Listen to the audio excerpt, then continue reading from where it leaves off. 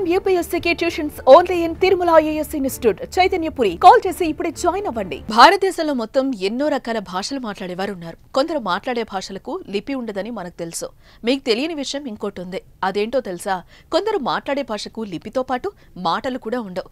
ఆశ్చర్యంగా ఉందా? మాట్లాడలేని భాష ఏంటి అని అనుకుంటున్నారా? అదే ఈల భాష.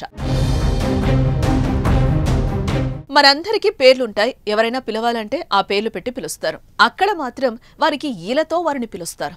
ఒక్కొక్కరికి ఒక్కో ఈల పేరుగా ఉంటుంది. ఇందుకే ఈ గ్రామం ఎక్కడుంది, ఈల భాష ఎలా వచ్చింది అనే వివరాల్లోకి వెళ్దాం.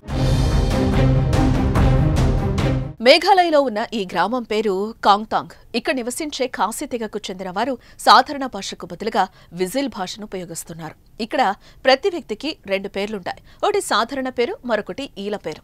ఎక్కువగా ట్యూన్లతోనే గ్రామం మొత్తం ఒకరినొకరు పిలుచుకుంటారు. అందుకే ఇది విజిల్ విలేజ్ గా పేరు పొందింది. ఈ గ్రామంలో విజిల్ భాష రావటానికి, అలా అలవాటు కావడానికి ఒక కథ ఉంది. పూర్వం ఈ గ్రామానికి చెందిన ఒక వ్యక్తి శత్రువులను తప్పించుకోవడానికి చెట్టెక్కాడు. సహాయం కోసం తన స్నేహితులను పిలవడానికి అతను అడవి గొంతును ఉపయోగించాడు. తద్వారా అతన్ని శత్రువు గుర్తించలేకపోవడంతో క్షేమంగా బయటపడ్డాడు. ఆ సంఘటన తర్వాత ఈల భాష వెలుగులోకి వచ్చింది. అప్పటి నుంచి ఆ గ్రామ ప్రజలు ఈల భాషతోనే పిలుచుకుంటున్నారు.